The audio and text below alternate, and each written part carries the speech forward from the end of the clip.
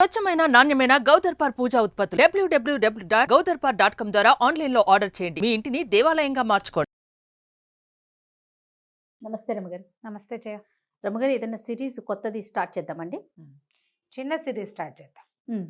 చిన్న కథే, అంటే పెద్ద సీరియల్ ఏం కాదు, ఒక 3-4 భాగాలలో అవుతుంది. ఓకే, బాగుంటుంది కథ. నండూరి రామ్మోహన్ రావు గారి శైలి కొంచెం డిఫరెంట్గా ఎలా ఉంటుందంటే చిల్డ్రన్ ఫ్రెండ్లీ అన్నమాట. పిల్లలకి నచ్చేలాంటి సాదా భాష, పెద్ద విషయాలు కూడా చాలా సింపుల్గా చెప్తారు. సరళమైన భాష బాగుంటుంది. ఓకే. పూర్వం మగధ దేశానికి మహాసేనుడు అని ఒక రాజుగారు ఉండేవారు. ఈయనకి లేక లేక ఒక కుమారుడు కలిగాడు. పిల్లవాడు భలే అందగాడట, పుట్టగానే కనపడ్డాడు. ఆయన విక్రమార్కుడు, అంత గొప్ప పేరు తెచ్చుకోవాలి, అంత గొప్ప శౌర్యవంతుడు కావాలని, అంత గొప్ప వీరుడు కావాలని పిల్లవాడికి విక్రమార్కుడు అని పేరు పెట్టారు.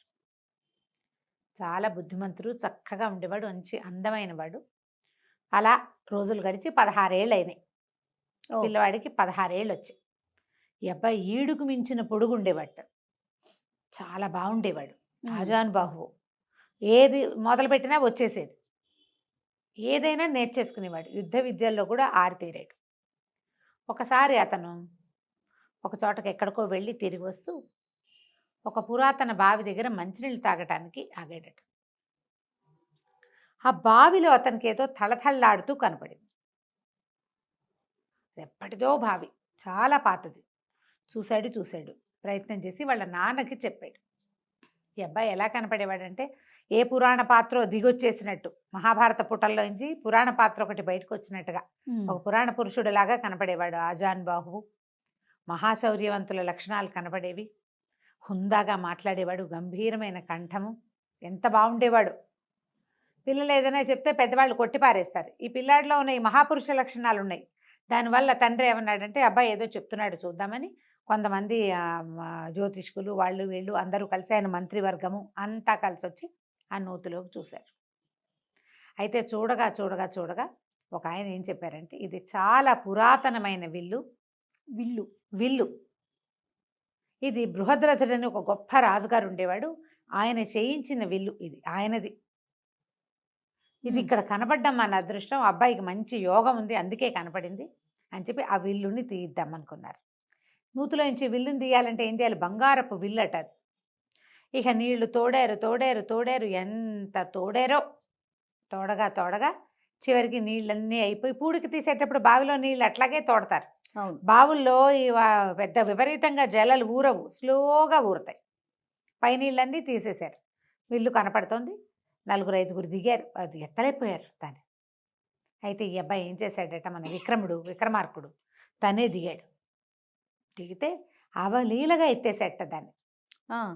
ఎంత బాగా ఎత్తాడో, ఆశ్చర్యపోయారు. పెద్ద ధనుస్సు అది, ఆ బావి కూడా చాలా పెద్దది, బరువైన ధనుసు. 4 మనుషులు ఎత్తలేని దాన్ని ఒక్కడే కుర్రాడు, 16-18 సంవత్సరాల వాడు, చిన్నపిల్లాడు, లెక్క ప్రకారం చిన్నపిల్లాడు కదా, అంతేగా. కానీ అతను బయటికి తీసుకొచ్చాడు. తర్వాత నా వెల్లుకి శాస్త్రోక్తంగా విధి విధాయకంగా పూజ చేసి దాని మీద ధనుర్విద్య నేర్చుకోవటం మొదలుపెట్టాడు. దాంతో ఎట్లాంటి విద్య పట్టుబడిందంటే అతనికి 2 చేతులతోటి చేసేవాడు, బాణాలు వేసేవాడు, సవ్యసాచిలాగా. పురాణ పురుష లక్షణాలు ఉన్నాయని చెప్పామా, ఆ చెప్పిన వాటికి ప్రూఫ్గా కనపడేవాడు అతను. చాలా బాగా అస్త్ర విద్య నేర్చుకున్నాడు. అసలు ఆ కోదండం అనమాట, అది మామూలుగా విల్లు అంటే చిన్నదిగా ఉంటుంది, ఇది మనిషిని మించిన పొడుగుంటుంది. ఆ దాంతో అతనికి రాని విద్య లేదు, రాని ఆలోచన లేదు. దాంతో ఎన్ని రకాలైనా చేయగలడు అతను. ఆకాశంలో గిరికీలు కొట్టే పక్షులను కూడా కొట్టగలిగేవాడు. ఓ చోట ఉన్నది కాదు, ఓ చోట ఎగురుతున్నది కాదు, గిరికీలు కొట్టవాడు తిరుగుతూ ఉంటుంది, దాన్ని కూడా కొట్టేవాడు అనమాట. సవ్యసాచిగా ఉండేవాడు. సరే, పిల్లవాడు పెద్దవాడు అయ్యాడు. రాజుగారు ఏమనుకున్నారు, అబ్బాయికి పెళ్లి చేద్దాం అనుకున్నారు. ఇతను లోకంలో ఎక్కడా లేని విలు విద్య, అలాగే ఎక్కడా లేని ఒక అమ్మాయి కావాలనుకున్నాడు. అపురూపమైన సౌందర్యవతి, అతనికి ఒక ఊహ ఉండేది. ఆ ఊహల్లో ఉన్న అమ్మాయి కావాలి. ఏవో ఫోటోలు పటాలు తెప్పించేవాళ్ళు, ఏమీ లేదు, ఎక్కేది కాదు అతనికి, లేదనేవాడు. అపురూపమైన అమ్మాయిని చేసుకోవాలి కోరిక, అతని ఉద్దేశం అది. మరి ఆ ఉద్దేశం ప్రకారం చేయాలంటే కుదరద్దు. మరి దేశ విదేశాల నుంచి ఫోటోలు వచ్చేవి, ఏముంది పటాలు వచ్చేవి. ఇప్పుడు ఫోటో అన్నప్పుడు పటం కదా, వచ్చినా అతను రిజెక్ట్ చేసేవాడు. అయితే ఏమైంది, మన వీళ్ళకి ఒక మంత్రి ఉన్నాడు, ఆయన పేరు అక్రముడు. ఆ అక్రముడు ఏమన్నాడంటే, మహారాజు మీ అమ్మాయి మన యువరాజు చెప్పేటువంటి అత్యద్భుత సౌందర్యవంతుల లక్షణాలని మా అమ్మాయికి ఉన్నాయి. మా ఇంట్లోనే పుట్టింది ఆ పిల్ల. మా అమ్మాయి మహాద్భుత సౌందర్యవతి, సంగీతానికి సరస్వతి, మామూలు కాదు. మా అమ్మాయి ఎంత అద్భుతమైన అమ్మాయి మా అమ్మాయే ఇంకా అన్నాడు. అని మా అమ్మాయిని చేసుకుందాం యువరాజుకి, చేసుకోండి అని అడిగాడు. అడిగితే రాజు అన్నాడు, దాందేముంది, అతను చెప్తున్నాడు ఇట్లాంటి మహాద్భుత సౌందర్యవతి, అవి అద్భుతమైన లక్షణాలు ఉన్న అమ్మాయి కావాలని, ఓ పని చేయండి, మీ పిల్లని మా అన్నవాడికి చూపించండి. ఆయన ఒప్పుకుంటే నాకేం అభ్యంతరం లేదు. మాకల్లా ఏమిటి, ఇంత అపురూపమైన పిల్లవాడికి వాడంత అనుకున్నటువంటి అనురూపమైన సౌందర్యవతి కావాలి అంతే అనేసరికల్లా సరే ఒకరోజు అమ్మాయిని పిలిచారు, చూపించేసరికల్లా పిల్లాడు పెద్ద విరిచాడు. ఏమిటని అడిగాడు రాజు. ఆ అమ్మాయి పేరు కృష్ణవేణి, పేరుకు తగ్గట్టుగా ఇంత బారెడు జడుంది, నల్లటి జుట్టు, అది తప్ప ఇంకా సౌందర్యం అనేది ఏం లేదు, మామూలుగా ఉంది, బాగానే ఉంది, కానీ నేను అనుకున్న సౌందర్యం ఈ అమ్మాయి కాదు, ఈ అమ్మాయి కాదన్నాడు. అక్రముడికి ఒళ్ళు మండిపోయింది. మీ పిల్ల అంత అందగతి కాదు అంటే ఒళ్ళు మండదు. ఆయనకి ఒళ్ళు మండిపోయింది. అదేంటి మహారాజా, మా అమ్మాయికి ఏం తక్కువ యువరాజా అన్నాడు. తక్కువ ఎక్కువ కాదు, నేను అనుకున్న సౌందర్యం కాదు అంటే ఈయన ఏమన్నాడు, మీరు అనుకున్న సౌందర్యవతులు కావాలంటే ఏ దేవలోకంలోనో ఎక్కడో ఉంటారన్నాడు. దేవలోకం వెళ్ళి తెచ్చుకుంటానన్నాడు ఈ అబ్బాయి. ఫిక్స్ అయ్యాడు దానికి. అంతే, నేను వెతికి తెచ్చుకుంటా, నాకు కావాల్సిన అమ్మాయి ఏ లోకంలో ఉన్నా సరే నేనే ప్రయత్నం చేసి నా దారిని నేను వెళ్ళి నేను వెతికి తెచ్చుకుంటా అనేసరికల్ ఇంకేమంటారు. எனக்கு చాలా కోపం వచ్చింది, కానీ ఇక ఏం చేయాలో తెలియలా, వీళ్ళంతా చూద్దామనిపించింది. ఆయన ఏమనుకున్నాడు, తన కూతుర్ని యువరాణిని చేస్తే రేపొద్దున మహారాణి అవుతుంది, రాజ్యం తమదైపోతుంది అనుకున్నాడు. అది కుదిరేలాగా కనబడలే. అతని కూతురు అందగతే కానీ ఈయన అనుకుంటున్నటువంటి మహాద్భుత సౌందర్య రాశి అయితే కాదు. సరే తండ్రి సరే ఒప్పుకున్నాడు. కొద్ది రోజులు సరేలే, దేశాటను కనుక చేసి వస్తే పిల్లవాడికి కూడా లోకం తెలుస్తుంది, రేపు మహారాజు కాబోతాడు అందుకని చెప్పి ఓ పంచకళ్యాణి గుర్రమెక్కి తన చక్కగా విల్లుని చంకన పెట్టుకుని, తన విల్లుందిగా తగిలించుకున్నాడు, ధనుర్బాణాలు ధరించి తల్లిదండ్రులకు చెప్పేసి బయలుదేరాడు యాత్రకి. వెళ్ళగా ఎక్కడికో వెళ్ళిన తర్వాత అతను ఎక్కడికి వెళ్ళాడు, వీళ్ళు ఉన్నదేమో మగధ, ఇది ఆరావళి పర్వతాల వైపుకి వెళ్ళాడు. ఎంతో ప్రయాణంలో చూస్తూనే ఉన్నాడు ప్రపంచం అంతా. ఈ ఆరావళి పర్వతాల దగ్గర ఎట్లా కనపడిందంటే అతనికి ఒక 10 మంది ఒక వ్యక్తి మీద దాడి చేస్తున్నారు. అతని చేతిలో ఒక కత్తి ఉంది, కత్తి తెగదిప్పుతున్నాడు, చాలా అంటే వీరుడు, అతను యుద్ధం చేస్తున్నాడు. ఈ 10 మంది మనుషులు మంచి బలాఢ్యులు, గుర్రాలు ఉన్నాయి, వాళ్ళ డ్రెస్సింగ్ అది చూస్తే వాళ్ళు ఏదో ఉన్నత వంశాల వాళ్ళుగా లేరు, కొంచెం కుస్తీ పట్లు అవి పట్టే వాళ్ళలాగా ఉన్నారు, అంటే సాఫిస్టికేటెడ్ డ్రెస్సింగ్లో లేరనమాట. అప్పట్లో బట్టల్లో వేర్పాట్లు ఉండేవి, క్షత్రియోచితమైన బట్టలు వేరు, పనిపాటల వారి బట్టలు వేరు, తెలిసేది అట్లా. ఇతను ఏమనుకున్నాడు, చూస్తున్నాడు ఈ లోపల ఉన్న వాడి కత్తి కదలిక, వాడి లాఘవము, వాడి కదలికలు చాలా ఆసక్తి గొలుపుతున్నాయి. ఇతనికి కత్తి యుద్ధాలు అవి అలవాట్లేదు, విలువిద్యే కదా వచ్చు. కానీ అయితే ఏమైంది, సరే చూస్తూ ఉండగానే ఒకడెవడో దొంగ దెబ్బ తీయబోయాడు, ఇతను వెనకాల నుంచి బాణం వేసి కొట్టాడు. వాడు అక్కడి నుంచి లోపలికి వెళ్ళాడు, ఆ గుంపులోకి వాళ్ళ దగ్గరికి పరిగెత్తేసరికల్లా రెండో మనిషి సడన్గా వచ్చాడు, ఆజానుబాహు, పెద్ద విల్లు, పెద్ద గుర్రం, బ్రహ్మాండమైంది. దాన్ని చూసేసరికల్లా వాళ్ళు కూడా కాస్త హడావిడి పడ్డారు. ఇక అది 2 మనుషులు తోడయ్యేసరికల్లా 10 మంది కాళ్ళకి బుద్ధి చెప్పి పారిపోయారు. అబ్బాయి వాళ్ళందరూ పారిపోయేసరికల్లా సరే వీళ్ళిద్దరూ మాట్లాడుకుంటే అతని పేరు శక్తిసింహుడు, పాటలీపుత్రానికి చెందినవాడు. నాకు ఒక ఖడ్గ విద్య వచ్చు, ఏ రాజు దగ్గరైనా ఈ విద్యను చూపించుకుని పొట్ట పోసుకుందామని బయలుదేరాను. నా దగ్గర ఉన్నది 10 వరహాలు, అంతకంటే ఏం లేవు నా దగ్గర. దానికి 10 మంది దొంగలు వెంబడబడి ఇగో ఇలా చేశారు, ఇంత యుద్ధం చేశారు అంటే నీ కత్తి లాఘవని నేను చూశాను అన్నాడు. కనపడింది కదా 10 మందిని బాగా నిలేసావు, వాడెవడో దొంగ దెబ్బ తీయబోయాడు కాబట్టి నువ్వు దొరికావు, కానీ లేకపోతే నువ్వు దొరికేవాడివి కాదు, నీ కత్తి తిప్పే విద్య చాలా బాగుంది, మన ఇద్దరం స్నేహితులుగా ఉందామన్నారు. సరే నువ్వెవరంటే ఎనిమిదే దేశం అంటే మగధ దేశం. సరే ఏమిటి అంటే మా నాన్న అక్కడ రాజు అని చెప్పాడు. అతను ఆశ్చర్యపడి, ఏమిటి నువ్వు యువరాజువా? మగధ దేశపు యువరాజుని నేను, ఇలా ఒక స్వప్నాన్ని వెతుక్కుంటూ బయలుదేరాను అంటే ఇతను అన్నాడు కథల్లో లాగా యువరాజు పంచకళ్యాణిని వేసుకుని బయలుదేరాడు అన్నట్టుగా, బయలుదేరావా నువ్వు అంటే బయలుదేరాను, ఇట్లా ఒక ప్రత్యేకమైన సౌందర్యవతి నేను కలలో చూశానామని నాకు ఒక ఊహ ఉంది, ఆ ఊహని నేను కల్లో చూశాను. ఒక సౌందర్యవతి అయిన అమ్మాయి చక్కగా నాట్యం చేస్తుంది. చాలా అపురూపమైన సౌందర్యవతి, భూలోక సౌందర్యం కాదనిపిస్తుంది. ఇప్పటికి ఎంతమందినో చూశాను.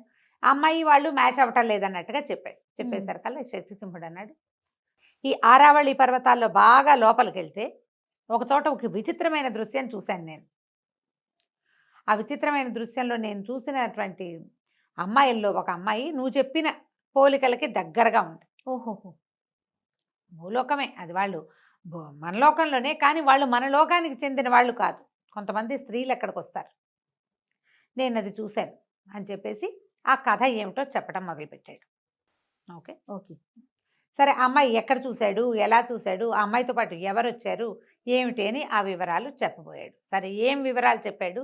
శక్తిసింహుడు విక్రమార్కుడికి చెప్తున్నాడు. మనం ఇంతటి భాగంలో ఒక చిన్న పొరపాటు ఏం చెప్పామంటే, పాటలీపుత్రం వీళ్ళదే, మగధ రాజ్యంలో ఉంటుంది పాటలీపుత్రం. శక్తిసింహుడు వేరే ఏదో చిన్న ఊరు నుంచి వచ్చిన వాడనమాట. పాటలీపుత్రం ఎక్కడ, ఆరావళి పర్వతాలు ఎక్కడ, ఇంత దూరం వచ్చావు నువ్వు వెతుకుంటూ, అయితే నీకు సరిపడే అమ్మాయి, నువ్వు చెప్తున్న అమ్మాయిని నేను చూశాను అన్నాడు. ఏమట, ఇక్కడికి 10 ఆమడల దూరంలో లోపల, అడవి లోపల ఒక పెద్ద సరస్సు ఉంది. ఒకనాడు నేను ఆ సరస్సు ఒడ్డున అక్కడ ప్రయాణిస్తూ అక్కడ ఆగాను. అయితే నాకు దూరంగా ఇంద్రధనుసు వస్తున్నట్టు కనపడింది. నేను ఇంద్రధనుసు చూసి ఆశ్చర్యపోయాను. తర్వాత నాకు అర్థమైంది, ఆ ఇంద్రధనుసు కదిలిస్తోంది. నేను చూస్తూ ఉండగానే ఆ ఇంద్రధనుసు భూమి మీద వాలింది. క్రమంగా అందులోంచి ఒక్కో రంగు విడిపోయి ఒక్కొక్క నెమలిగా రూపాంతరం చెందింది. 7 రంగులు, 7 నెమళ్ళు, 7 నెమళ్ళు నాట్యం చేయటం మొదలుపెట్టినాయి. చేయగా క్రమంగా 7 నెమళ్ళు 7 అమ్మాయిలుగా మారిపోయినాయి. వాళ్ళు ఎక్కడి వాళ్ళో, దైవకాంతలు, ఎక్కడి నుంచి వచ్చారో నాకు తెలియదు.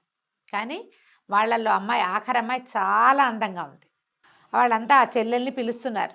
అయితే వాళ్ళు నాట్యం చేశారు, చాలాసేపు ఈదులాడారు. ఆఖరి చెల్లెలైతే ఎంత అందంగా ఉందో, నువ్వు చెప్పే అమ్మాయి ఆ అమ్మాయి అని నాకు అనుమానం. తర్వాత వాళ్ళు మళ్ళీ ఉత్తరీయాలు అవి పెట్టి సరస్సులో ఈదులాడారు, చాలాసేపు పాటలు పాడుతూ కోలాహలంగా గడిపారు. తర్వాత 7 నెమళ్ళుగా మారి, తర్వాత ఇంద్రధనుసుగా మారి వెళ్ళిపోయారు. నాకు అర్థమైనంత మటుకు వాళ్ళు ప్రతిరోజు వస్తారు. బాగుంది. నేను చూసా వాళ్ళని. మనకెందుకు, ఎవరో దేవతా స్త్రీలని నా దారిని నేను వచ్చేసా. ఇప్పుడు నువ్వు చెప్తున్నావు కదా, కావాలంటే వెళ్ళి చూద్దాం పద అంటే, సరే ఏమనుకున్నారు, చూద్దాం. చూడాలంటే ఇతని దగ్గర పంచకళ్యాణి ఉంది కదా, పంచకళ్యాణి మీద ఇద్దరు ఎక్కితే బాగోదు, కాసేపు వరకు ఓకే. పైగా ఇద్దరు బలశాలుడు కదా. ఏం చేశాడు మన విక్రమార్కుడు, ఊళ్ళోకి దాని సమీపంలో ఉన్న ఒక చిన్న పట్టణంలోకి వెళ్ళారు. వెళ్ళి ఆ పూటకు విశ్రాంతి తీసుకుని అక్కడ ఇంకో గుర్రం కొన్నాడు శక్తిసింహుడి కోసం.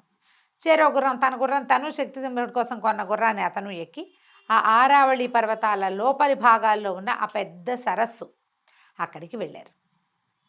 గుర్రాలని వేరే చోట కట్టేశారు. వీళ్ళిద్దరూ ఆ సరస్సు దగ్గరున్న పొదల్లో దాక్కుని కూర్చుని ఉన్నారు. సమయం గడిచింది రాలా. నువ్వు నిజమే చెప్పావా, ఇది జరుగుతుందా అని ఆశ్చర్యంగానే ఉంది. జరగకపోతుంటే సరికల్లా జరిగిందో లేదో అన్న అనుమానం వస్తుంది కదా. చూద్దాం అంటుండగానే మధ్యాహ్నం ఎండెక్కేసరికల్లా దూరంగా ఇంద్రధనుసు కనపడింది. అదుగో వస్తోందన్నాడు. ఇద్దరు నిశ్శబ్దంగా కూర్చున్నారు. ఇంద్రధనుసు భూమి మీదకి వాలింది. ఒక్కో రంగు విడిపోయింది, ఒక్కొక్క నెమలిగా మారింది. నెమళ్ళు నాట్యం చేయటం మొదలుపెట్టాయి. ఎంత అత్యద్భుత నాట్యమో అది. అక్కడి నుంచి ఒక్కొక్కళ్ళు ఒక్కొక్క స్త్రీగా మారిపోయారు. అక్కడి నుంచి ఏవేవో కబుర్లు చెప్పుకున్నాక సరే పాట పాడు కిరణ్మయి, కిందటిసారి తప్పించుకున్నావు అని ఆఖరి అమ్మాయిని పాట పాడమన్నారు. అందరిలోకి చిన్నపిల్లగా ఉన్న అమ్మాయి ఇతను మన విక్రమార్కుడు కల్లో చూసిన అమ్మాయి. ఓహో, ఎంత అందంగా, అందరూ బాగున్నారు. ఈ ఒక పిల్ల ఇంకా అందంగా ఉంది. అక్కడి నుంచి పాట పాడమన్నారు. ఈ మౌన కూడా తప్పించుకున్నావు, పాట పాడాల్సిందే, నిన్న నువ్వు పాడలేదు అన్నారు. అంటే అప్పుడు వీళ్ళంతా వాళ్ళలో ఒక అక్క ఏమందంటే, నీ స్వప్నసుందరుడు ఎవరో ఉన్నాడు కదా, అతని మీద పాడవే అని అడిగింది. ఏమిటి పాటలు కూడా పాడుతుందా అని ఇంకొకళ్ళు అడిగారు.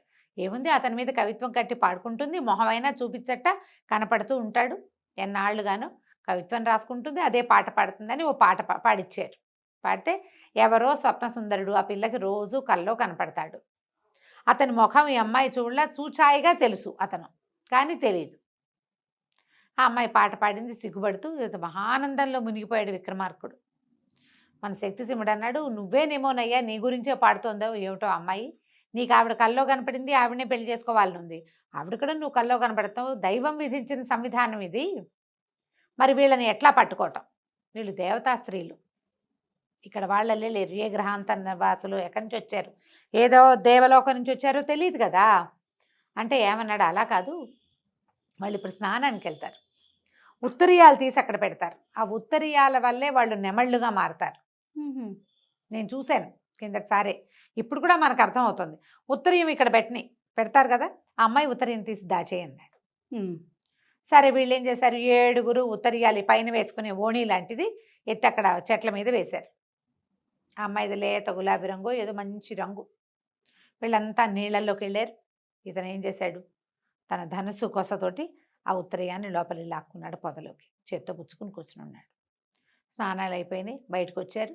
సరే అక్కడి నుంచి ఉత్తరీయాలు తీసుకోబోతే ఈ 6 దొరికినాయి, 7వ అమ్మాయికి దొరకల. నా ఉత్తరీయం ఏది, పిల్ల వెతుక్కుంటూ ఉండేసరికల్లా మిగిలిన వాళ్ళు అన్నారు, నువ్వు గాలికి ఏమైనా ఎగిరిపోయిందేమో, నువ్వు కంగారు పడకు, మేము ఇంతమంది నెమళ్ళుగా మారుతాము, 6 నిన్ను మా రెక్కల మీద ఎత్తుకుని తీసుకుపోతాము, నువ్వు భయపడాల్సిన పని ఏం లేదు, మేము ఉన్నాం కదా అన్నారు. అనేసరికల్లా ఇతను భయం వేసింది. ఉత్తరీయం లేకపోతే అమ్మాయి ఇక్కడే ఉండిపోతుంది అనుకున్నాడు. ఇప్పుడు కనుక వాళ్ళ అక్కలే దాని గాల్లో నుంచి లేపుకుని తీసుకెళ్ళిపోతే అక్కడి నుంచి తటాలన బయటకు వచ్చేసరికి అలా కంగారు పడి ఈ 6 అమ్మాయిలు మాయమైపోయారు.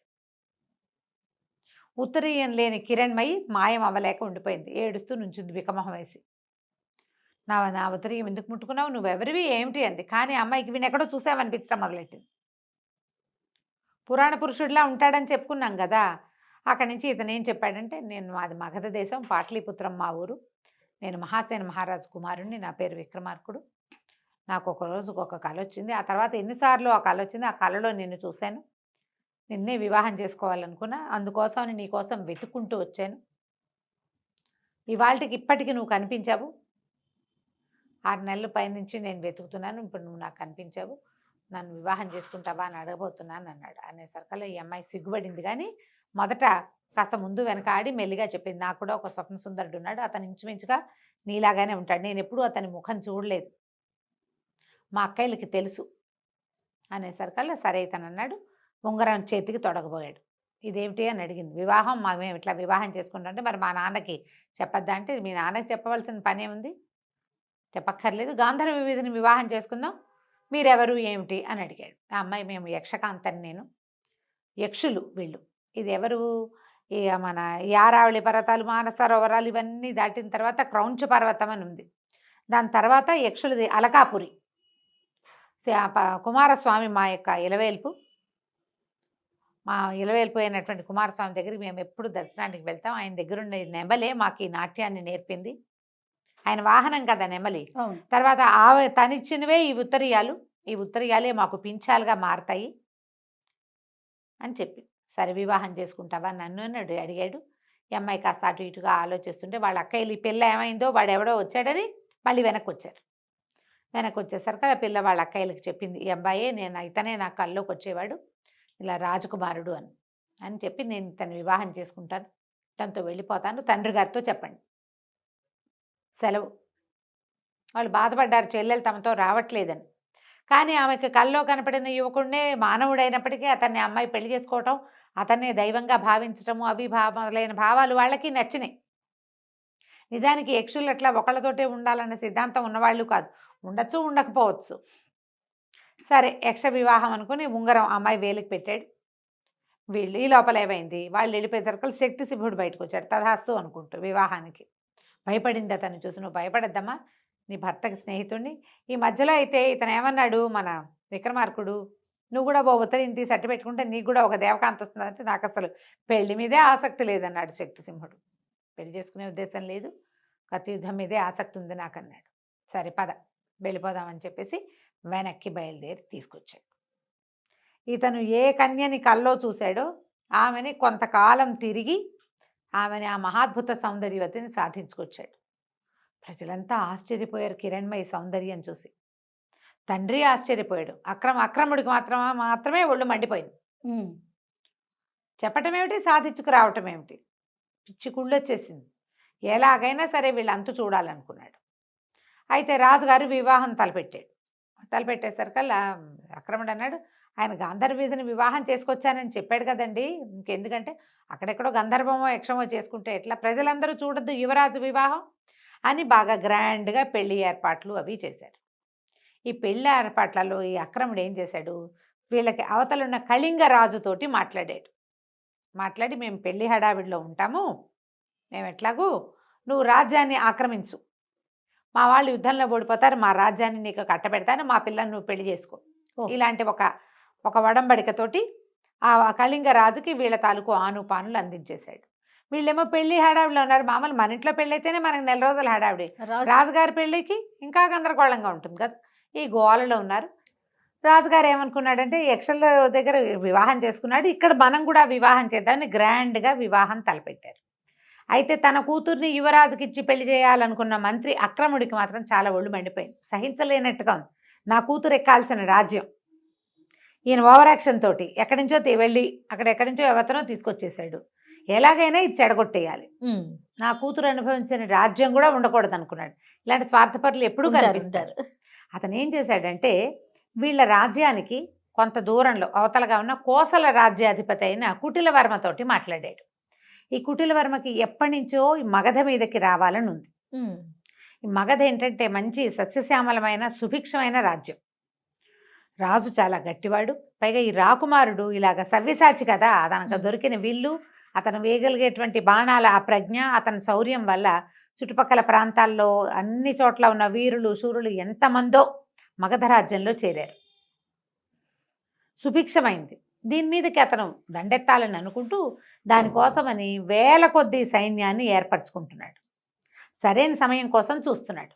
అదే సమయంలో ఈ అక్రముడు ఏం చేశాడంటే అతనికి తనకు ఒక నమ్మిన బంటు ద్వారా వార్త పంపించాడు. విక్రమార్కుడు యక్షకన్యను తెచ్చాడు, వివాహపు ఏర్పాట్లలో ఉన్నారు, మరి మాగధులంతా కూడా వివాహపు గోల్లోనే ఉన్నారు, ఈ సమయంలో గనక మీరు దండెత్తితే రెడీగా ఉండరు, యుద్ధానికి సన్నద్ధం కావాలి కదా, రెడీగా ఉండరు, ఈ సమయంలో అయితే మీరు మగధని జయించగలుగుతారు అని మగధ రాజ్యపు ఆనుపానులు అప్పచెప్పేశాడు. కుటిలవర్మ మొదలుపెట్టేశాడు. అక్కడి నుంచి చుట్టుపక్కల రాజ్యాలంటే వాళ్ళు ఉన్న వైపు నుంచి వాళ్ళు జ్వరపడాలంటే చిన్న చిన్న జానపదాలని వాటిని దాటి కదా రావాలి.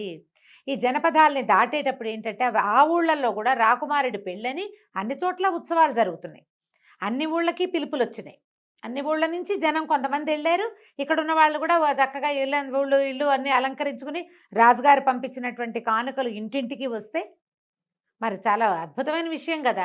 వీళ్ళంతా పెళ్లి ఏర్పాట్లలో పెళ్లి వార్తలు తెలుసుకోవడం కోసం ఉత్సాహంగా ఇవాళ ఏం ప్రోగ్రాము, రేపు ఏం ప్రోగ్రాము, ఏ రాజులు వచ్చారు, ఎవరు రాలేదు, ఈ గందరగోళంలో ఉండి ఎవరు అస్త్రము ధోరణే లేదు. వాడు చొచ్చుకు రావటం మొదలుపెట్టాడు. సరిగ్గా మగధ మీదకి వచ్చేసాడని, కొన్ని జానపదాలని అతను పట్టేశాడని, తర్వాత ఏమో ఏమంటారు దాన్ని, ఊళ్ళోకి ప్రవేశించడానికి దగ్గరకు వచ్చేస్తున్నాడని వార్త ఎప్పుడు వచ్చింది, వివాహపు రోజే వచ్చింది. ఓహో, గొల్లు మనిపోయారు ప్రజలు. అందిన కాడికి ఆయుధాలు పట్టుకుని సైన్యం సమాయత్తం చేసుకున్నాడు. విక్రమార్కుడు పెళ్లి పీటల మీద నుంచే లేచి వెళ్ళిపోయాడు. వివాహం అవల, పెళ్ళి ఇంకా జరగాలి. ఇక ఏం చేస్తాడు, తండ్రి చాలా బాధపడ్డాడు. అయ్యో నాయన, నేను వృద్ధుడైపోయాను, ఈ యుద్ధాన్ని నేను ఎదుర్కోలేను, పెళ్లి మండపం నుంచే నిన్ను లేవదీయవలసి వస్తుందని చాలా బాధపడ్డాడు. కానీ సైనికులు సైన్యము అందరూ కూడా తయారైపోయారు. వీళ్ళంతా మహాప్రతాపవంతులు, ఇతని గురించి తెలిసి వచ్చిన వాళ్ళే ఎక్కువ మంది ఉన్నారు. వీళ్ళు వెళ్ళిపోయారు యుద్ధానికి. సరే ఇలా అయిందని బాధపడుతున్నారు. కానీ కిరణ్మయ్య ఏమిది, వివాహం ఆగింది, మళ్ళీ వస్తాడు, పెళ్లి చేసుకుంటాడు అనుకుంటుంది. అమ్మాయి అంతఃపురంలో ఉండిపోయింది. ఒక వారం గడిచేసరికల్లా విక్రమార్కుడు పట్టుబడ్డాడన్న వార్త వచ్చింది. ఈ వార్త ఎవరు తెప్పించారు, అక్రముడే తెప్పించాడు. 4-5 రోజులు అయ్యేసరికి విక్రమార్కుడు కుటిలవర్మకి బందీగా దొరికేశాడని, కుటిలవర్మని ఓడించలేకపోయాడని, అతన్ని బందీగా చేశాడని వచ్చేసరికల్లా గగ్గోలెత్తిపోయారు ఊళ్ళో అంతా. అంతఃపురం అట్టుడికిపోయింది. రాజుగారు విక్రమహం పడిపోయాడు, నా కొడుకు అట్లా అందడు సవ్యసాచి, పురాణ పురుష లక్షణాలు ఉన్నవాడు, చాలా శౌర్యశాలి, అతను ఇట్లా జరిగి ఉండదంటే ఈ అక్రముడు ఏమన్నాడు, ప్రభు మనం అలా ఎలా అనుకుంటాము, నాకు ఒక మాట తోస్తుంది, చెప్తే మీరేమనుకుంటారు. ఇంతలో ఇంకొక వార్తాహరుడు వచ్చాడు. రాకుమారుడు బందీ అయిపోయాడు, కుటిలవర్మ ముందుకు వచ్చేస్తున్నారు. కోసల రాజ్యం సైన్యం మగధ మీదకి పాటలిపుత్రం మీదకి వచ్చేస్తోందని రెండో వార్త వచ్చింది. రాజుగారు హతాశుడైపోయాడు, నమ్మేశాడు. ఈ అక్రముడు అన్నాడు, నేను ముందు నుంచి చెప్తూనే ఉన్నాను, అతి కోరికలు ఉండకూడదు, శుభ్రంగా మా అమ్మాయిని పెళ్లి చేసుకోమంటే వినలేదు. ఆ అమ్మాయిని ఎవరినో తెచ్చాడు, ఆమె యక్షినో కామినో భూతమో మనకు తెలీదు. ఆమె వచ్చేసరికి ఇలాంటిది వచ్చింది. లేకపోతే అపరిమిత పరాక్రమవంతుడైన యువరాజు పట్టుపడ్డం ఏమిటి? ఈవెన్ ఏదైనా చేసేస్తే కానీ మన కుమారుడు మనకు దక్కడు అనేసరికి రాజు కాదన్నాడు, కానీ మెల్లిగా అది నిజమే అనిపించడం మొదలుపెట్టింది. వార్తలేమో రోజుకొకటి వచ్చేస్తున్నాయి, రోజుకు 2, 3 కూడా. పట్టుపడ్డారు, అదే పేరు, ఆ ఊరు దాటేశారు, ఈ ఊరు దాటేశారు, రాజకుమారుని శిక్షేస్తారు, ఏం చేస్తారో తెలియదు. అవును. దాంతో ఈయన ఒక ఎక్సైట్మెంట్కి లోనైపోయాడు. ఏమంటే యాంగ్జైటీ వచ్చేసింది. ఈ అమ్మాయిని పంపేయాలి. ఏం చేయాలంటే వీళ్ళు ఏమన్నారు, కామిని విగ్రహాలని వాటిని ఏం చేయాలి, సజీవ దహనం చేయాలి. ఒక గ్రహాన్ని వదిలించుకోవాలంటే ఏం చేయాలి, అంతే, దహనమే. అక్కడి నుంచి కిరణ్మయ్యని పిలిచారు. నీ వల్ల రాజకుమారుడు పట్టుపడ్డాడు అనేసరికి అమ్మాయి కాదు అట్లా జరుగుండదు, అతను చాలా అరివీర భయంకరుడు, కొంచెం సమయం ఇవ్వండి, కాస్త నిదానం మీద తెలుస్తుంది అని అమ్మాయి చెప్పినా రాజు ఇంకా ఒప్పుకోలే. ఇప్పుడు తన కుమారుడు ఏమైపోతాడన్న దీంతో ఈ అమాయకపు పిల్లని ఇట్లా పాడు చేసేస్తున్నామని అనుకోలేదు ఆయన. అనుకోక పెద్దగా మంటలు అవి చేసి ఏర్పాటు చేసి అగ్నిగుండం ఏర్పాటు చేసి గుండంలోకి నీ అంతటి నువ్వు స్వచ్ఛందంగా వెళ్ళిపో అని చెప్పి ఆ అమ్మాయిని అగ్నిగుండం దగ్గరికి పెట్టేశారు, తీసుకొచ్చేసారు. ఇక అమ్మాయి ఏం చేస్తుంది, దుఃఖం, ఏం చేయాలో తెలీదు, అవమానం. నీ వల్లే రాకుమారుడు పట్టుపట్టాడని అంతఃపురం అందరూ అసహించుకుంటున్నారు, మాటలు అవే పుట్టేస్తాయి కదా. అంతే. అక్కడి నుంచి అక్రముడు తన మాట చెల్లింది, తను అనుకున్న కోరిక నెరవేరిందన్న సంతోషంతో నీ ఆఖరి కోరిక ఏమిటో చెప్పమన్నాడు. అనేసరికి అమ్మాయింది, నాకు నాట్యం అంటే చాలా ఇష్టం కదా, నన్ను నాట్యం చేయనివ్వండి, నాట్యం చేశాక నేనే అగ్నికి ఆహుతైపోతానని. సరే, అందుకేముంది, సరేనన్నారు. అగ్నిగుండం చుట్టూతా నాట్యం చేయటం మొదలుపెట్టింది. క్రమంగా ఆ అమ్మాయికి రెక్కలు వచ్చేసినాయి, నెమలిగా మారిపోయింది. ఇంద్రధనుసులో రంగులన్నీ ఒకే చోట ఉన్నట్టుగా కనపడుతుంది. పూర్తిగా నెమల్లాగా మారిపోయింది, రంగులుగా కనబడుతుంది. ప్రజలంతా చూస్తూనే ఉన్నారు, రాజు మంత్రి కూడా చూస్తున్నారు, అంతఃపురం అంతా నోరు తెరిచి చూస్తూ ఉండగా ఈ అమ్మాయి నెమలిగా మారిపోయి ఆకాశంలోకి ఎగిరిపోయింది. దూరంగా ఒక ఇంద్రధనుసు కనపడింది కాసేపు, తర్వాత ఇంకా అది కూడా కనిపించలే. కళ్ళ నీళ్ళు పెట్టుకుంటూ అమ్మాయి ఇంకేమీ చేయలేక వెళ్ళిపోయింది. తనకు జరిగిన అవమానానికి తర్వాత ఏమో ఈ అన్యాయానికి బాధపడుతూ ఎగిరి వెళ్ళిపోయింది. వెళ్ళిపోగానే ప్రజలంతా హాహాకారాలు చేశారు, కానీ యక్షమాయ మరణించకుండా అమ్మాయి యక్షకన్యగా మారిపోయి వెళ్ళిపోయింది అంతే. ఆక్రముడు అన్నాడు, చూసారా మహారాజా, నేను చెప్పాను కదా ముందే అని రాజును నమ్మించాడు. ఇంకా కుమారుడి వార్తల కోసం చూస్తుంటే ఇంతలో ఏమైంది, అక్రముడికే వార్త వచ్చింది. మంత్రులకు కదా వార్తలు వచ్చాయి. ఏంటంటే కోసల రాజు పట్టుపడ్డాడు, కుటిలవర్మని మన రాకుమారుడే పట్టేసుకున్నాడు, కోసల సైన్యం అంతా మన వశమైపోయింది అని వార్త వచ్చేసరికి నిర్ఘాంతపోయాడు. అమ్మో, ఏదో జరిగిపోయింది, ఇప్పుడు ఇక్కడే ఉంటే అతను వెనక్కి తిరిగి వచ్చాడంటే విక్రమార్కుడు నాకు శిరచ్ఛేదం తప్పదు, అంతే, నా పగ ఎలాగూ తీరిపోయింది. ఏ అమ్మాయిని తీసుకొచ్చాడో ఆ అమ్మాయిని వెళ్ళగొట్టిచ్చేసాం అని చెప్పి రాత్రికి రాత్రి కుటుంబంతో సహా దేశం దాటి పారిపోయాడు. రెండో రోజు సాయంత్రానికి వార్త వచ్చింది, రాకుమారుడు వచ్చేస్తున్నాడు, కోసల రాజును పట్టుకున్నారు. మరి అతనితోటి సంధి అంటే అతనే వడంబడ్డాడు. అతన్ని కేవలం రాజప్రతినిధిగా చేసి అతన్ని బతికించి ఉంచారు. రాజ్యం మందైపోయింది, బతికించి మాత్రం ఉంచారు, ఖైదు చేయకుండా వదిలిపెట్టారని, అతని రాజచిహ్నాలన్నీ తీసేసుకున్నారని వార్తలు వచ్చినాయి. రాజు ఏమనుకున్నాడంటే ఆ అమ్మాయిని తను అట్లా చేయటం వల్లే ఈ పిల్లాడు వెనక్కి వచ్చాడు అనుకున్నాడు. ఆయనకు అట్లా అర్థమైంది. కానీ క్రమంగా ఒక్కో రోజు గడుస్తుంటే వస్తున్న వార్తలు ఏంటంటే అసలు విక్రమార్కుడు ఏ దశలోనూ ఓడిపోలే,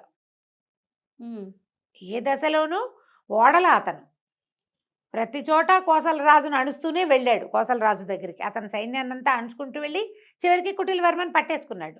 మరి ఎక్కడా ఓడిపోయినప్పుడు ఓడిపోయాడు, పట్టుబడ్డాడు వార్తలు ఎలా వచ్చినాయి, ఇది ఎలా జరిగిందో కనుక్కుందామని ఇతని కోసం ప్రయత్నం చేస్తే ఇక కబురు చేశారు అక్రముడిని రమ్మని. ఎక్కడున్నాడు అక్రముడేది, పారిపోయాడు. అప్పుడు రాజుకు జరిగిన మోసం అర్థమైంది, ఆ అమ్మాయి మీద పగతో అతనే ఏదో చేసుంటాడు అని. అక్కడి నుంచి తనకి వార్తలు తెచ్చారు కదా, వార్తాహరులను ఒక్కొక్కళ్ళని విచారించేశారు కదా, ఈయనిపిచ్చిన వార్తలే అవి అని తెలుసు. ఏమీ చేయలేక రాకుమారుడు వస్తే ఏం అడుగుతాడో, ఇలా చేశానని చెప్పడానికని సిగ్గిలిపోతూ తండ్రి బిగపట్టుకుని ఉన్నాడు. ఆ రాజ్యాన్ని జయించుకుని కళ్యాణానికి మళ్ళీ కదలొచ్చాడు పెళ్లి కొడుకు. మరి పెళ్లి చేసుకుందాం అనుకున్నాడు. తీరా వచ్చేసేసరికల్లా ఏమైంది, తండ్రి ఏమో సంతోషించాడు, కానీ నాయన ఒక అన్యాయం చేశాను, నా వల్ల ఈ పొరపాటు అయిపోయిందని చెప్పేసరికి కిరణ్మయి అంటూ స్పృహ తప్పిపడిపోయాడు రాకుమారుడు. అయ్యో అసలు ఏమీ జరగలేదు, నేను ఎక్కడా ఓడిపోలేదు, ఏది ఆ పొరపాటే జరగల, ఇలా ఎందుకు అయిందంటే అక్రముడు చేసిన కుట్ర తెలిసింది. ఇప్పుడు ఆ అమ్మాయిని తెచ్చుకోవటం ఎట్లా, నేను ఎలా బతికుండను అని ఏడుస్తూ ఉండిపోయాడు. శక్తిసింహుడు అన్నాడు, ఇంత బాధపడద్దు, మనం ఎక్కడ అమ్మాయిని చూసామో అక్కడ వెళ్ళు, అక్కడికి వెళ్ళంటే ఆ అమ్మాయి ఇంకా ఇక్కడ ఎందుకు ఉంటుంది, ఇంత అవమానపడ్డాక మళ్ళీ భూలోకానికి వస్తుందా, వాళ్ళ అక్కయ్యలు మాత్రం వస్తారా, వాళ్ళు భూలోకంలోకి రాబట్టే కదా ఇలాంటి అవమానం జరిగింది అమ్మాయికి పాపం. చాలా బాధపడ్డాడు. కానీ శక్తిసింహుడు మాత్రం ఓదార్చాడు, కాదు వెళ్ళు, వాళ్ళు రాకపోతే అక్కడి నుంచి ఇంకా కొంచెం ముందుకెళ్తే ఒక సిద్ధాశ్రమం ఉంది, అక్కడ ఒక మహానుభావుడు ఉన్నాడు, ఆయన నీకు ఏదైనా తప్పకుండా సహాయం చేస్తాడు, బయలుదేరి వెళ్ళమన్నాడు. ఆరావళి పర్వతాల దగ్గర ఎక్కడైతే మనం చూసామో అక్కడికి వెళ్ళిపో. సరే శక్తిసింహుడిని కూడా రమ్మన్నాడు. అతను ఒప్పుకోవాలి, వద్దు వద్దు, ఇప్పుడు కోసల రాజ్యం వాళ్ళని చేసాం, మనం అణిచేసాం అల్లర్లని, ఇప్పుడు నువ్వు నేను ఇద్దరు లేకపోతే వాళ్ళు మళ్ళీ వెనక్కి వస్తే నేను వచ్చి చేసేదేం లేదు, ఆ అలకాపురికో ఇంకో యక్షపర్వతానికో వెళ్ళవలసిన వాడేవి నువ్వు, నీ దారి నువ్వు వెళ్ళు, నేను ఈ రాజ్యాన్ని కాపలా ఉంటానని శక్తిసింహుడు ఉండిపోయాడు. ఓకే. అక్కడి నుంచి మన రాకుమారుడు విక్రమార్కుడు బయలుదేరి ఆరావళి పర్వతాలు చేరుకున్నాడు. ఎక్కడైతే తను మొదట వీళ్ళని చూశాడో ఇంద్రధనుసు రూపంలో అక్కడ 1-2 రోజులు కాపలా ఉన్నాడు. దొరకలేదు, రాలా ఎవ్వరు. సరే ఏం చేశాడు, అక్కడి నుంచి ఆ సిద్ధాశ్రమం వైపుకి వెళ్ళాడు గుర్రం వేసుకుని. వెళ్ళేసరికల్లా అక్కడ ఒక ఆయన సిద్ధుడు, చాలా మహాతపసంపన్నుడిలాగా ఒక ఆయన కనిపిస్తే ఇతను నమస్కారం చేశాడు. ఎవరినైనా ఏమిటి అని కనుక్కుంటే ఇతను ఏమన్నాడంటే ఈ కథ అంతా చెప్పాడు. నేను అలకాపురికి వెళ్ళాలి, నా భార్యను తెచ్చుకుంటాను వెనక్కి, గంధర్వ విధిని వివాహం చేసుకున్న సాధారణ విధి జరగబోతుంటేనే ఇట్లా జరిగిందంటే ఆయన అన్నాడు, ఎక్కడ అలకాపురి, మానవ మాత్రుడివి, నువ్వేం వెళ్తావు నాయనా, నువ్వు వెళ్ళలేవు, నీ వల్ల కాదు, కావాలంటే నువ్వు ఇంత ప్రయత్నం చేసి వచ్చావు కాబట్టి నీకు ఒక ఇది ఇస్తానని ఒక స్ఫటిక శిలని చేతిలో పెట్టాడు, నువ్వు ఎప్పుడు కావాలంటే ఆ అమ్మాయిని చూడొచ్చు, నువ్వు ఇందులో ఆమె కోసం ప్రయత్నం చెయ్యొద్దు, నువ్వు మానవుడివి, ఆమె యక్షకాంత, మీ ఇద్దరికి వివాహము పొసగదు, ఏదో జరిగింది, జరగవలసింది అంతే అని చెప్పి ఆ రాయి చేతులు పెట్టాడు. ఆ స్ఫటికం లోపలి చూస్తే ఆ అలకాపురిలో ఒక చిన్న ఉద్యానవనంలో కూర్చుని ఏడుస్తున్న కిరణ్మయి కనపడింది ఇతనికి. ఆ అమ్మాయి ఏడుస్తోంది, కళ్ళలోంచి నీళ్లు గారిపోతున్నాయి, వాళ్ళ అక్కయ్యలు ఓదారుస్తున్నారు. అమ్మాయిని చూసారు, ఏడుస్తున్న అమ్మాయిని చూసారు కల్లా ఆ కిరణ్మయ్య అని మూర్చిపోయాడు ఈ అబ్బాయి. ఆయనకు చాలా బాధేసింది ఆ సిద్ధుడికి, అయ్యో ఇంత ప్రేమాశ్రయం కలిగి ఉన్నాడు, ఏదైనా సహాయం చేస్తానని చెప్పాడు. ఓకే. విక్రమార్కుడు సిద్ధుడికి నచ్చాడు, అంటే ఇతను ఇంత ప్రేమ కలిగి ఉన్నాడని ఆయన ఏమన్నాడంటే, నీకు ఒక రుద్రాక్షమాల ఇస్తాను, అది ధరిస్తే ఆకాశ గమనం వస్తుంది, నీతో పాటు నీ గుర్రం కూడా ఎగురుతుంది. ఓకే, ఎగిరితే ఇక్కడి నుంచి నువ్వు హిమాలయాల మీదకి వెళ్తావు, హిమాలయాలు దాటాక నీకు క్రౌంచ పర్వతం కనపడుతుంది, క్రౌంచ పర్వతం దాటాక అక్కడ దాకా నీకేం భయం లేదు, క్రౌంచ పర్వతం దగ్గర భయం కలుగుతుంది. దాని తర్వాత కైలాస పర్వతం, దానికి ఎడం వైపు చర్యల మీద ఆ యక్షపర్వతము, దాంట్లో అలకాపురి ఉంటాయి. ఇలా వెళ్ళాలి, నువ్వు ధైర్యం చేసి వెళ్ళిపోయి అక్కడికి వెళ్ళే ఆకాశ గమనం వరకు నేను ఇస్తా, తర్వాత సమయోచితంగా వీరోచితంగా నువ్వేం చేస్తావో అది చెయ్యి చెప్పాడు. సరే ఆ రోజు రాత్రి అక్కడ పడుకుని పొద్దునే లేచి అక్కడ సరస్సులో స్నానం చేసి ఆయన ఇచ్చిన కందమూలాలు భక్షించి దండం పెట్టి ఆ రుద్రాక్ష మెళ్ళ వేసుకున్నాడు. రుద్రాక్షమాల గుర్రాన్ని ఎక్కాడు, గుర్రం ఒకేసారి గాల్లో లేచింది, ఆకాశ గమనం వచ్చేసింది కదా. అక్కడి నుంచి ఇతను ఈ మన ఆరావళి పర్వతాల దగ్గర నుంచి అలా వెళ్ళి క్రమంగా భారతదేశంలో ఇది మన ఏమంటారు, అది కురు పాండవ యుద్ధం జరిగిన అది కురుక్షేత్రము, అవి చూస్తూ ఒకటి దాటుకుంటూ హిమవన్నగం దాటి ముందుకెళ్తే, ఇప్పుడు అప్పటిదాకా ఏముంది, ఆ పైకి వెళ్తుంటే మామూలుగా పైకి వెళ్తే భయం వేయాలి, హిమోత్పర్వతము దాని ముందుండే ఇంకేదో పర్వతము ఇవన్నీ దాటినా భయం వేయాలి.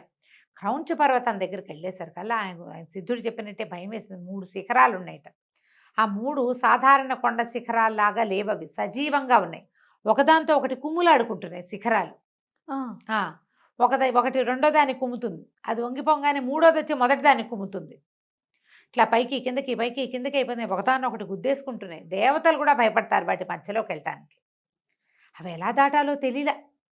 ఏ క్షణాన ఏది పైకి వచ్చేస్తుందో తెలీదు, ఏది కుంగిపోతుందో తెలీదు. మూడోది వచ్చేస్తుంది, ఈ రెండింటిని చూసుకుంటే మూడోది వచ్చేస్తుంది. అప్పుడు వీరోచితమైన ఆలోచన ఒకటి చేశాడు. ఒకేసారి తన ధనుసుకి 3 బాణాలు సంధించి 3 బాణాలని 3 శిఖరాలకి తగిలేలాగా కొట్టాడు. దెబ్బకి కుంగంగానే గుర్రాన్ని నదిలించి దాటేశాడు. దాటేస్తే కైలాస పర్వతం దాటాడు. పరమేశ్వరుడికి పైనుంచే నమస్కారం చేసుకున్నాడు. యక్ష పర్వతం కనపడింది. అక్కడి నుంచి అలకాపురి ఎంత బాగుందో, అక్కడ ఎంత బంగారం ఉందో. ఇల్లు అది కుబేరుడిది కదా అలకాపురి అనేసరికల్లా ఆ నగరం మొత్తం అంతా బంగారుమయం, బంగారంతో చేసిన ఇళ్ళు, వాకిళ్ళు. అసలు ఎన్ని రకాల కట్టడాలు, ఎంత బంగారమో, ఎలా మెరిసిపోతోందో అది. చాలా చాలా చాలా బాగుంది. అక్కడి నుంచి ఒక సరోవరం ఉంది, పెద్ద పెద్ద సరోవరాలు, ఒక పెద్ద ఉద్యానవనం, చైత్ర రథం అట దాని పేరు. అందులో ఒక పెద్ద సరస్సు ఉంది. కిరణ్మయి మొదట కలిసినప్పుడు చెప్పింది, మీకు మానస సరోవరం ఉంది కదా, మీరు ఇక్కడికి ఎందుకు వస్తారు అంటే, మాకు కూడా చైత్రరథంలో పెద్ద సరస్సు ఉంది, దాంట్లో బంగారు హంసలు తిరుగుతూ ఉంటాయి. హంసలకి నెమళ్ళకి వైరం. మేము నాట్యం చేస్తాం, ఈ నెమళ్ళుగా మారుతాం, వాటికి పడదు. అందుకని మేము అక్కడ కాకుండా భూలోకానికి వస్తున్నాం, మా నాట్యానికి అడ్డం లేకుండా ఉండటం కోసం అని చెప్తుంది. అది ఇప్పుడు చూస్తాడనమాట. బంగారు తామర పువ్వులు, ఈ హంసలు ఆ తామర తోళ్ళని కొరికి తింటున్నాయి. పువ్వులు ఇట్లా బంగారు రంగు పువ్వులు, కింద చక్కటి నీరు పీల్చడానికి తామర తూళ్ళు ఉంటే తామర తూళ్ళని తింటాయి. చాలా విశేషంగా ఉంది. అతను అక్కడే కూర్చున్నాడు, ఈ అమ్మాయిని ఎట్లా కలుసుకోవాలా అని. ఇంతలో కొంతమంది ఆడపిల్లలు నీళ్లు తీసుకెళ్ళటానికి కడవలతో, బంగారు కడవలు, ఇక అంతా బంగారమే, వచ్చారు. వచ్చేసరికల్లా వాళ్ళల్లో ఒక అమ్మాయి కొంచెం నిదానంగా నడుస్తుంటే, ఆ అమ్మాయిని మంచినీళ్ళు ఇవ్వవా అని అడిగాడు. అడిగేసరికల్లా అంత చెరువు ఉంటే నేను నీళ్ళు ఇవ్వాలా నీకు అని.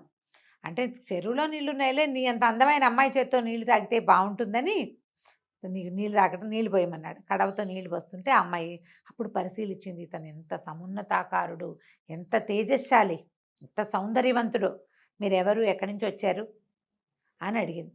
వైకుంఠం నుంచి వచ్చిన ప్రద్యుమ్నులా, లేకపోతే స్వర్గం నుంచి వచ్చిన నలకూబరులా, ఎవరు అని అడిగింది. అడిగేసరికల్లా అన్నాడు, నేను ఎవరిని కాదు, మానవ మాత్రుణ్ణి. ఇక్కడ ఏమిటి సందడి, ఏం జరుగుతోంది అంటే, మా ఇంట్లో మా రాజుగారి ఆఖరమ్మాయి పెళ్ళికి కావలసిన నీళ్లు తీసుకెళ్ళటానికి మేమంతా వచ్చామని. రాజుగారి అమ్మాయి ఎవరు ఏమిటి అని అడిగే లోపల, ఆఖరమ్మాయి కిరణ్మయి, చంద్రుడి కిరణాలు రాసిపోసినట్టు ఉంటుంది, ఆ అమ్మాయి పెళ్ళని అనగానే తను నిర్ఘాంతపడి, కిరణ్మయికి పెళ్ళా అని ఆశ్చర్యపోయాడు. ఆమె ఎవరో మానవ మాత్రుడిని ప్రేమించిందని తండ్రి అసలు రానివ్వలేదు. నువ్వు బాగున్నావు, నువ్వు అందంగా ఉన్నావు, నీ పేరెంతో బాగుంది అనగానే ఇలా రహస్యాలు చెప్పేస్తారు ఆడపిల్లలు. చూడండి ఎన్ని మొత్తం చెప్పేసింది. మా రాజుగారికి 7 కూతుళ్ళు, 6 అమ్మాయిలకి పెళ్ళిళ్ళు అయిపోయినాయి, ఆఖరమ్మాయి పెళ్ళి, ఈ అమ్మాయి ఒక మానవుడిని ప్రేమించింది. అప్పుడు ఆ అమ్మాయికి స్ట్రైక్ అయింది. అయితే ఆ మానవుడివి నువ్వే కాబోలు, విక్రమార్కుడివి కాదు నువ్వు అని అడిగింది. అడిగేసరికల్లా అతను అవునన్నాడు. అవునంటే మా ఎంతో ఏడుస్తోంది, మరి వరుడు ఎవరన్నాడు. వరుడు మా రాజుగారి మంత్రికి కుమారుడు, చిత్రసేనుడో ఏదో అతని పేరు. చాలా బలవంతంగా ఒప్పించాడు. ఆ అమ్మాయికి ఆయన పెళ్ళిని ఆయన ఒప్పుకోలేదు. గాంధర్వ వివాహాన్ని, మానవమాత్రుడిని ప్రేమించి అక్కడ ఉండిపోయిందని అసలు లోపలికే రానివ్వలేదు. పైగా అమ్మాయి నువ్వు లేని సమయంలో చాలా అవమానపడి వచ్చింది దుఃఖంతో. అక్కయ్యలు చాలా బతిమలాడితే మళ్ళీ వివాహం చేసుకుంటానని ఒప్పుకున్నాకే లోపలికి రానిచ్చాడు. వేరే దారి లేక ఒప్పుకుంది. కంటికి కడివేడు నీళ్లతోటి ఏడుస్తూ ఉంది. ఆ అమ్మాయి నేను కల్లో కనపడింది, అతను నేను వరించాను, ఆయన ఉండగా నాకే అవమానం జరగలేదు అని చెప్పినా కూడా తండ్రి ఒప్పుకోలేదు, నీతో పెళ్ళికి ఒప్పుకోడు అంటే ఇతను ఏమన్నాడు, సరే నేనేదో చేసుకోగలిగే ప్రయత్నం చేసుకుంటా అనే ఉంగరం తీసి చేతిలో పెట్టాడు. ఈ ఉంగరం ఇవ్వు అని. దాని మీద ధనుస్సు బొమ్మ ఉంటుంది, తండ్రి గుర్తు, అతని రాజముద్ర. ఇంతలో ఏమైంది, ఇక్కడ ఎవరో ముందు వెళ్ళిపోయారుగా ఆడపిల్లలు కొంతమంది, ఎవరో మానవుడు ఉన్నాడు సరస్సు దగ్గర చైత్రరథంలో అని కబురు వెళ్ళిపోయింది. సైనికులు వచ్చేసారు, ఎవడు మానవుడు ఏడని ఇతన్ని పట్టేసుకున్నారు. ఈ లోపల ఈ ఉంగరం చూసుకుంది ఆ పిల్ల. ఈ అమ్మాయి వెళ్ళి, హరిణి వెళ్ళి ఉంగరాన్ని ఇచ్చింది కిరణ్మయికి. ఉంగరం ఇచ్చేసరికల్లా ఆశ్చర్యపోయింది, ఎక్కడిదే ఈ ఉంగరం అంది. ఉంగరం ఎలా వస్తుందమ్మా, ఉంగరం పెట్టుకున్నవాడు వస్తేనే ఉంగరం వస్తుంది మరి అని అనేసరికి, ఎక్కడున్నాడు ఏమిటి అంటే అని పరిగెత్తుకుంటూ వెళ్ళింది. నాన్న నా భర్త వచ్చేసాడు, నా వివాహం ఆపేసి నా భర్తకి నన్ను ఇచ్చి పంపించేసేమంటే ఆయన ఒప్పుకోలు. మానవుడు వాడు ఎట్లా వస్తాడు, అంటే కాదు, అతను చాలా పరాక్రమశాలి, తేజశాలి అంటే ఒప్పుకోలేదు. కానీ వాడి సంగతి చూస్తాను, వాడిని చంపేస్తానన్నాడు. అయ్య అమ్మాయి ఏడ్చుకుంటూ అక్కయ్యల దగ్గరికి పరిగెత్తింది. నా భర్త వచ్చేసాడు, నా కోసమే వచ్చాడు, ఇంత శ్రమపడి వచ్చాడు, నాన్నేమో పెళ్ళి అంటున్నాడు, చంపేస్తానంటున్నాడు, సహాయం చేయమని. అక్కయ్యలు 6 పరిగెత్తుకొచ్చారు తండ్రి దగ్గరికి. అతను చాలా పరాక్రమవంతుడు, చాలా ప్రత్యేకమైన విల్లుంది, సవ్యచాచిలాగా బాణాలు వేస్తాడంటారు, మేము చూసాము అతన్ని, మనిషి చాలా బాగున్నాడు, కావాలంటే ఏదైనా పరీక్ష పెట్టు, నువ్వు ఒక పెళ్లి కొడుకుని చూసావు, అది ఒక పెళ్లి కొడుకుని చూసుకుంది, ఇద్దరికి పరీక్ష పెట్టండి, ఎవరు మంచివాళ్ళు ఎవరు ఉత్తములు అని తేలితే వాళ్ళకే ఏదైనా, ఎవడ పరాక్రమశాలి అయితే వాడికి ఇవ్వాలి అంతే అనేసరికి సరే ఒప్పుకున్నాడు. అక్కడి నుంచి సరే యక్షులంతా ప్రేక్షకులు అయ్యారు. వీళ్ళిద్దరికీ పరీక్షలు పెట్టారు. పరీక్ష పెట్టడానికి అతనేమనుకున్నాడు, ఆ చిత్రసేనుడో ఏమో వాడి పేరు, చిత్రరథుడు కాబోలు అవతలవాడు అంటే రెండో పెళ్లి కొడుకు. అతను ఏముంది, నేను యక్షుణ్ణి, వీడిని మానవుణ్ణి జయించడం సులువు కదా, చేస్తానన్నాడు. 3 పరీక్షలు పెడతామన్నారు. ఎవరు ఎక్కువ ఎత్తుకి బాణం వేయగలుగుతారో చూద్దామనుకున్నారు. ఈ అబ్బాయి దగ్గర ఉన్నదే ధనుస్సు, అతనికి ఉన్నదే విలువిద్య. సరే చిత్రరథుడు ఇతను ఇద్దరు కలిసి ఆకాశంలోకి బాణ ప్రయోగం చేశారు. చిత్రరథుడు వేసింది కొంత మటుకు వెళ్ళి పడిపోయింది, ఎత్తు కనపడుతోంది.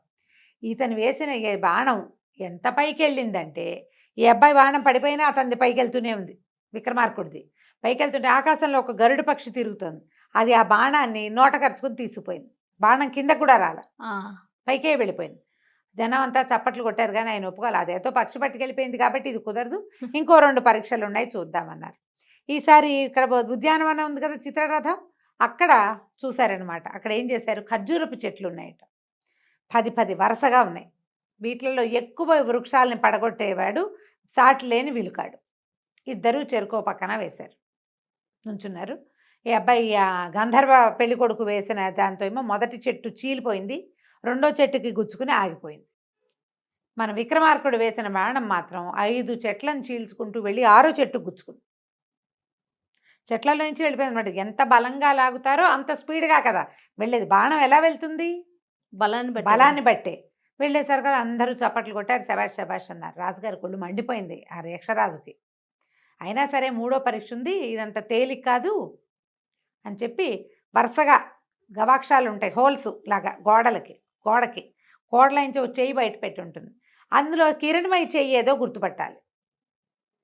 7 అమ్మాయిలు నుంచున్నారు, 7 హోల్స్ ఉన్నాయి, 7 కిటికీలోంచి చెయ్యి బయటకు వచ్చింది. ఈ అబ్బాయి ఆ చెయ్యి పట్టుకుని చెప్పాలి.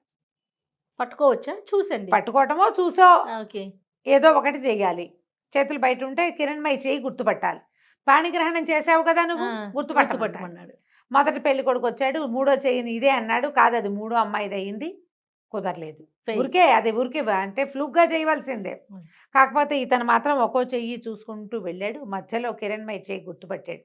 ఆ చేతి మధ్యవేలికి తన బాణము గుర్తున్న ఉంగరం ఉంది, తందే ఉంగరం. సమయస్ఫూర్తితో ఆ అమ్మాయి ఆ ఉంగరం పెట్టుకుని అతనికి సహాయం చేసింది. ఇందులో ఇతని ప్రజ్ఞ కాదు, జస్ట్ ప్రెజెన్స్ ఆఫ్ మైండ్ ఉంది అంతే. అన్ని చేతులు ఒకేలా ఉంటాయి, ఒకే వయసు ఉన్న ఆడపిల్లల చేతులు ఒకలానే ఉంటాయి, అందరికీ కంకణాలు ఉంటాయి, ఉంగరాలు ఉంటాయి, గోళ్ళకి రంగులు అవి ఉంటాయి. సమయస్ఫూర్తి ఆ ఉంగరాన్ని చూసుకున్నాడు అంతే. గుర్తుపట్టేసరికల్లా ప్రజలంతా సంతోషించారు. అమ్మాయి ఎవరి మీద మనసు పడిందో అతను సరైన వాడు, అది కదా కావాలి. అమ్మాయిలు మనసులో ఏమిటి పడుతూనే ఉంటారు ప్రతి వాళ్ళ మీద, చాలామంది మీద మనసు పడతారు ఆడపిల్లలు.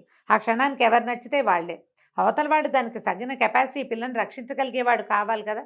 సరే రాజు చాలా సంతోషించి ఆ యక్షరాజు కిరణ్మయిని ఇచ్చి విక్రమార్కుడికి వివాహం చేసేసాడు. కొంతకాలం అక్కడ గడిపిన తర్వాత బోల్డంత సంపదతోటి, తర్వాత ఈ యక్షలోకంలో ఉండేటువంటి అనేక రకాల వింతలు విడ్డూరాలతో కూడినటువంటి పెద్ద విమానంతో ఈ అబ్బాయి ఆ గుర్రం ఎక్కి తన భార్యను కూడా తనతో పాటు ఎక్కించుకుని భూలోకానికి తీసుకొచ్చేసుకున్నాడు. చాలా కాలం పాటు మయూరకన్యతోటి భూలోకాన్ని పరిపాలిస్తూ హాయిగా సంతోషంగా ఉన్నాడు. కథ కంచికి మనం ఇంటికి. సూపర్. నమస్తే. నమస్తే.